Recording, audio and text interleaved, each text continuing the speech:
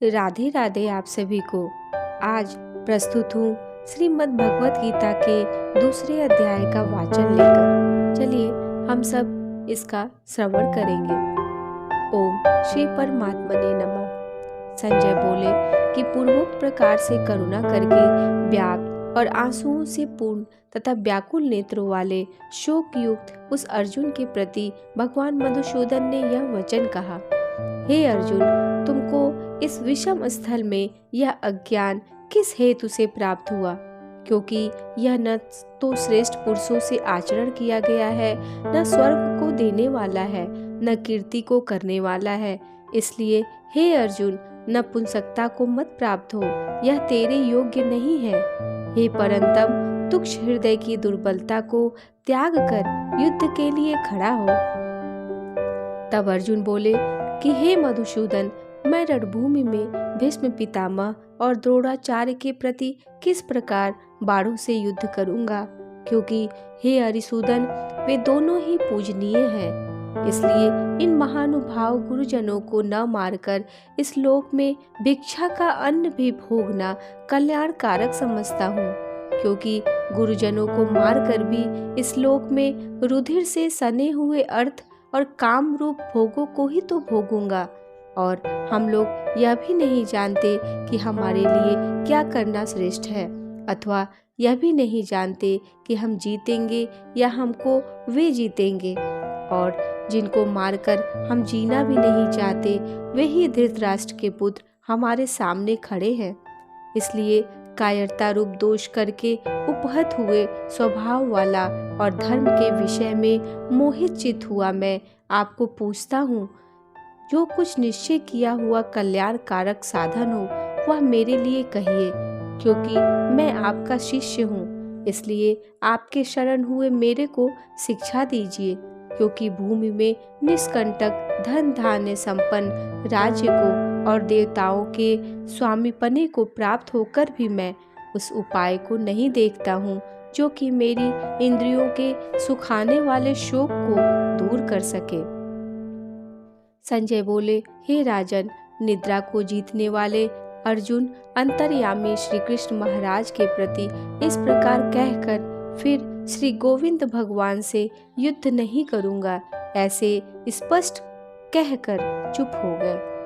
उसके उपरांत हे भरतवंशी धृतराष्ट्र, अंतर्यामी श्री कृष्ण महाराज ने दोनों सेनाओं के बीच में उस शोक युक्त अर्जुन को हंसते हुए से वह यह वचन कहे, हे अर्जुन, तू न शोक करने योग्यों के लिए शोक करता है और पंडितों के से वचनों को कहता है, परंतु पंडित जन जिनके प्राण चले गए हैं उनके लिए और जिनके प्राण नहीं गए हैं उनके लिए भी शोक नहीं करते हैं।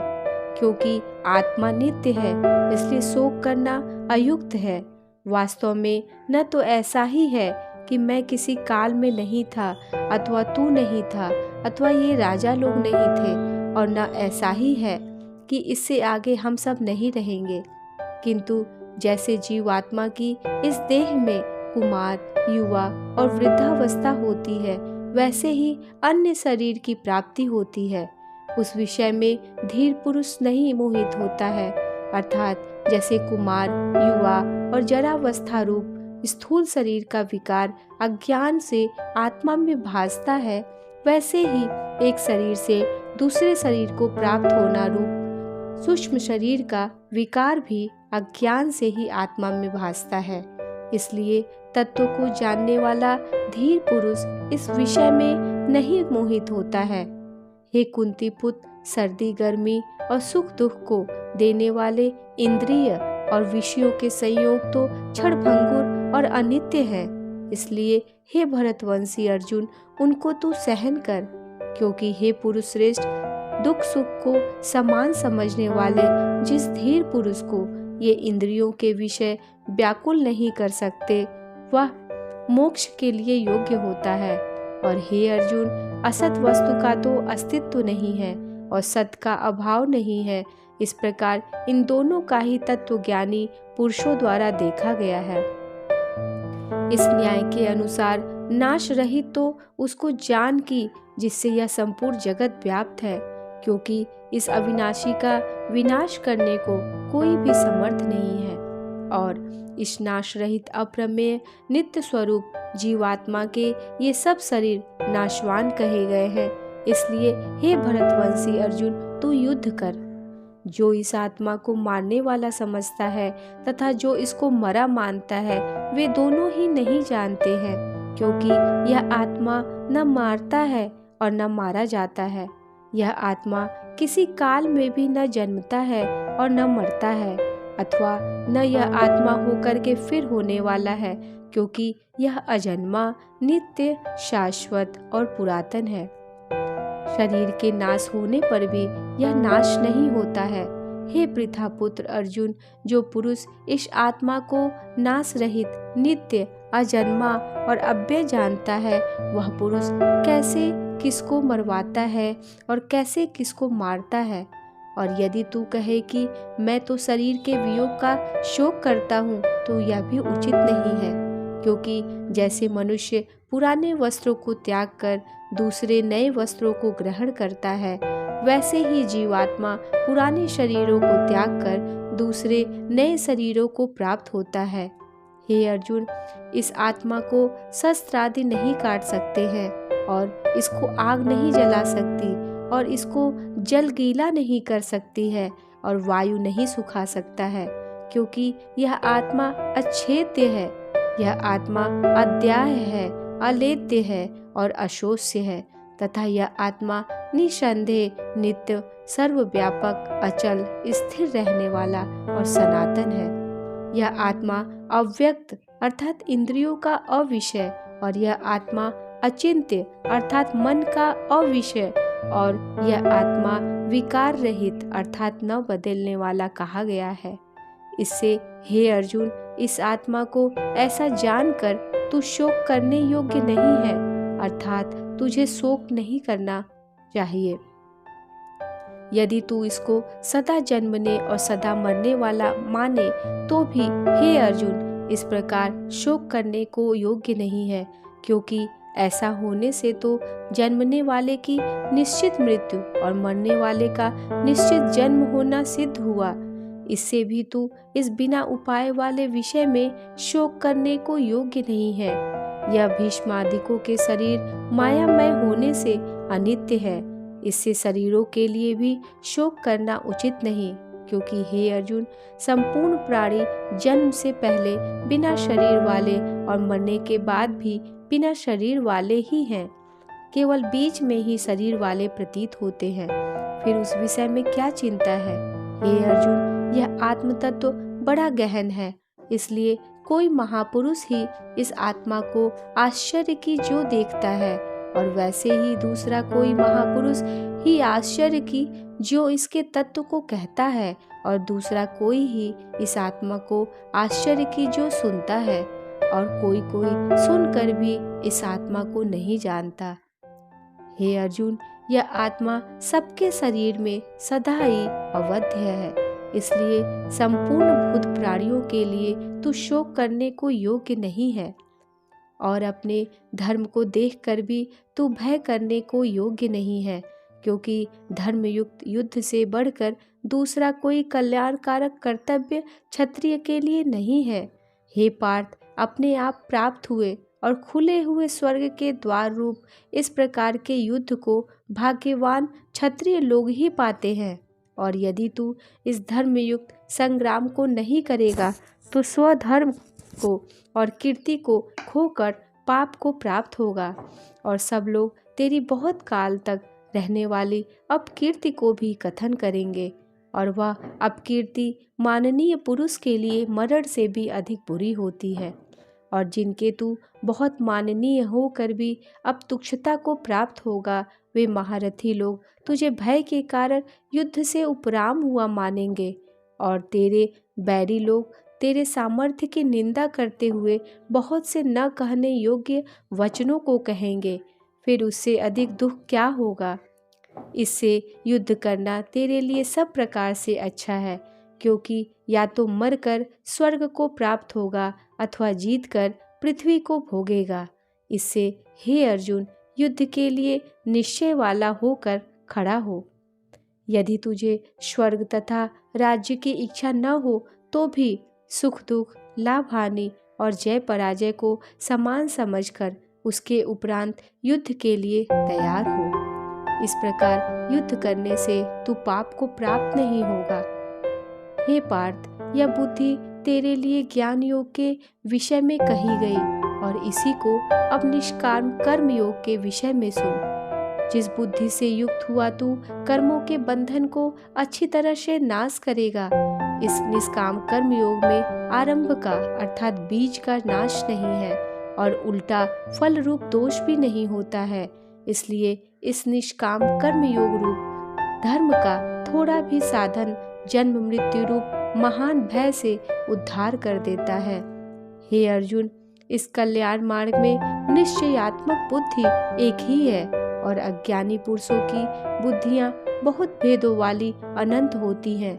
हे अर्जुन, जो सकामी पुरुष केवल फल श्रुति में प्रीति रखने वाले, स्वर्ग को ही परम श्रेष्ठ मानने वाले, इससे बढ़कर और कुछ नहीं है ऐसे कहने वाले हैं, वे अविवेकी जन जन्म रूप कर्म फल को देने वाली और भोग तथा ऐश्वर्य की प्राप्ति के लिए बहुत सी क्रियाओं के विस्तार वाली इस प्रकार की जिस दिखाऊं शोभायुक्त वाणी को कहते हैं, उस वाणी द्वारा हरे हुए चित्त वाले तथा भोग और ऐश्वर्य में आसक्ति वाले उन पुरुषों के अंतःकरण में निश्चयात्मक बुद्धि नहीं होती है।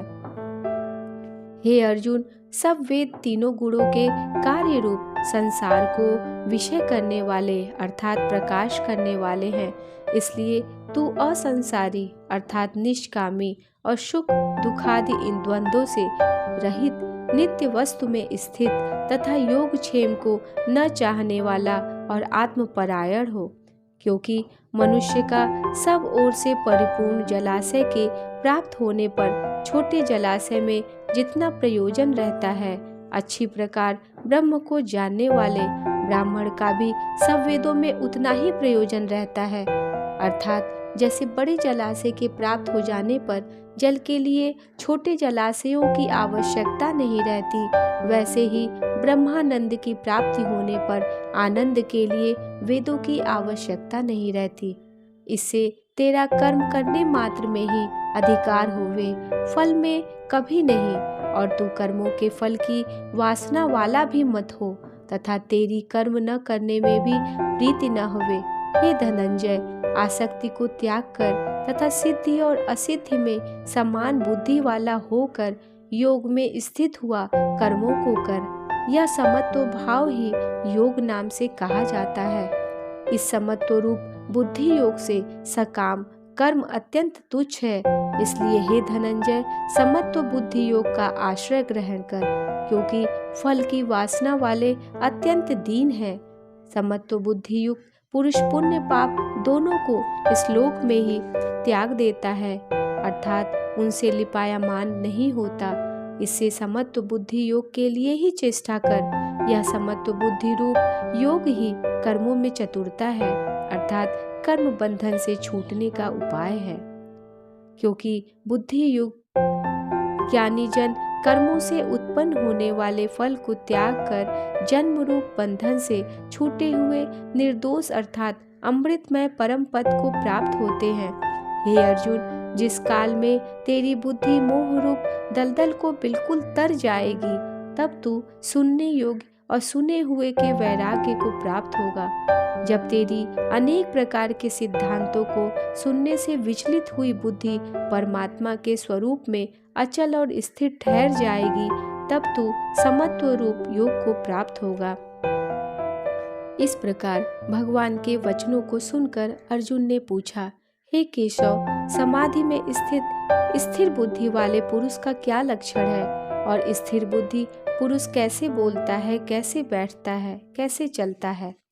उसके उपरांत श्री कृष्ण महाराज बोले, हे अर्जुन, जिस काल में यह पुरुष मन में स्थित संपूर्ण कामनाओं को त्याग देता है, उस काल में आत्मा से ही आत्मा में संतुष्ट हुआ स्थिर बुद्धि वाला कहा जाता है, तथा दुखों की प्राप्ति में उद्योग रहित है। मन जिसका और सुखों की प्राप्ति में दूर हो गई है स्पृहा जिसकी, तथा नष्ट हो गए हैं राग, भय और क्रोध जिसके, ऐसा मुनि स्थिर बुद्धि वाला कहा जाता है। जो पुरुष सर्वत्र स्नेह रहित हुआ, उन शुभ तथा अशुभ वस्तुओं को प्राप्त होकर न प्रसन्न होता है और न द्वेष करता है, उसकी बुद्धि स्थिर है। और कछुआ अपने अंगों को कैसे समेट लेता है, वैसे ही यह पुरुष जब सब ओर से अपनी इंद्रियों के विषयों से समेट लेता है, तब उसकी बुद्धि स्थिर होती है। यद्यपि इंद्रियों के द्वारा विषयों को न ग्रहण करने वाले पुरुष के भी केवल विषय तो निवृत्त हो जाते हैं, परंतु राग नहीं निवृत्त होता, और इस पुरुष का तो राग भी परमात्मा को साक्षात्कार करके निवृत्त हो जाता है। और हे अर्जुन, जिससे कि यत्न करते हुए बुद्धिमान पुरुष के भी मन को यह प्रमथन स्वभाव वाली इंद्रियां बलात् हर लेती हैं। इसलिए मनुष्य को चाहिए कि उन संपूर्ण इंद्रियों को वश में करके समाहित चित हुआ मेरे परायर स्थित होवे, क्योंकि जिस पुरुष के इंद्रियां वश में होती हैं, उसकी ही बुद्धि स्थिर होती है। हे अर्जुन, मन सहित इंद्रियों को वश में करके मेरे परायण न होने से मन के द्वारा विषयों का चिंतन होता है, और विषयों को चिंतन करने वाले पुरुष की उन विषयों में आसक्ति हो जाती है, और आसक्ति से उन विषयों की कामना उत्पन्न होती है, और कामना में विघ्न पड़ने से क्रोध उत्पन्न होता है। क्रोध से अविवेक अर्थात मूढ़ भाव उत्पन्न होता है, और अविवेक से स्मरण शक्ति भ्रमित हो जाती है, और स्मृति के भ्रमित हो जाने से बुद्धि अर्थात ज्ञान शक्ति का नाश हो जाता है, और बुद्धि के नाश होने से यह पुरुष अपने श्रेय साधन से गिर जाता है। परंतु स्वाधीन अंतःकरण वाला पुरुष राग द्वेष से रहित अपने वश में की हुई इंद्रियों द्वारा विषयों को भोगता हुआ अंतःकरण की प्रसन्नता अर्थात स्वच्छता को प्राप्त होता है। उस निर्मलता के होने पर इसके संपूर्ण दुखों का अभाव हो जाता है, और उस प्रसन्न चित्त वाले पुरुष की बुद्धि शीघ्र ही अच्छी प्रकार स्थिर हो जाती है। हे अर्जुन, साधन रहित पुरुष के अंतःकरण में श्रेष्ठ बुद्धि नहीं होती है, और उस अयुक्त के अंतःकरण में आस्तिक भाव भी नहीं होता है, और बिना आस्तिक भाव वाले पुरुष को शांति भी नहीं होती। फिर शांति रहित पुरुष को सुख कैसे हो सकता है?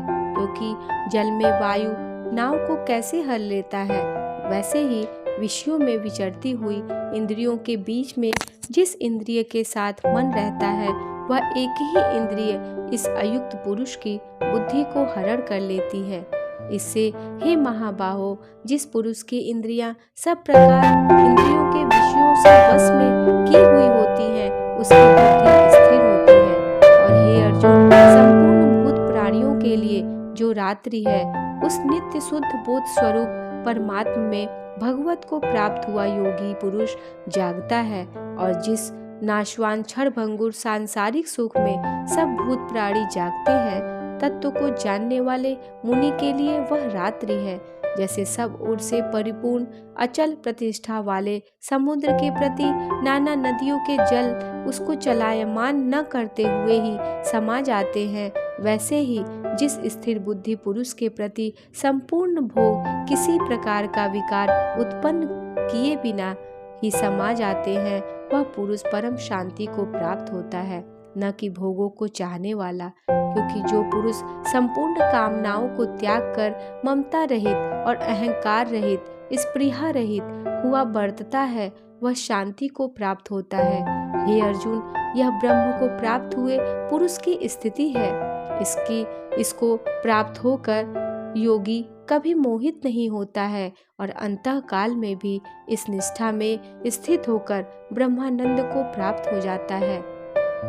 इति श्रीमद् भगवद गीता रूपी उपनिषद एवं ब्रह्म विद्या तथा योग शास्त्र विषयक श्री कृष्ण और अर्जुन के संवाद में सांख्य योग नामक दूसरा अध्याय पूर्ण हुआ। राधे राधे।